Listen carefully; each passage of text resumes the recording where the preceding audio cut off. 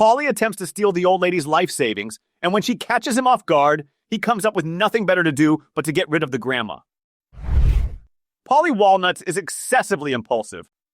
Paulie is one of those kinds of people who do things first and think later. As we know, such a pattern promises trouble. I suggest recalling the senseless murders or messes to which Walnuts is involved. First of all, the situation with his mother's friend springs to mind. Paulie attempts to steal the old lady's life savings, and when she catches him off guard, he comes up with nothing better to do but to get rid of the grandma. Can you imagine Tony Soprano stealing Carmela's father's life savings? I personally don't.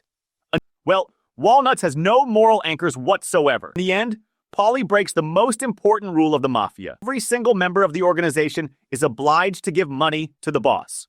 When Tony is on the border of life and death, Paulie refuses to give some of the money to Carmela, arguing that Soprano's life hangs on a string, and Walnuts sees no point in paying money to a 5-minute widow. Had the truth come out after Tony's recovery, Paulie would have followed Pussy into the witness protection program. Worst of all, Tony considers Paulie a friend. But as it turns out, for Walnuts, the best friend is money. If he puts his personal interests ahead of his family's, how will he behave when he becomes the boss?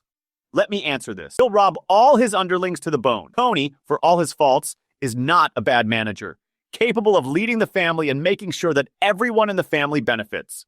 If Paulie gains control, however, he will become a purely self-interested dictator, which will most likely create a rift within the family and later lead to Walnut's demise.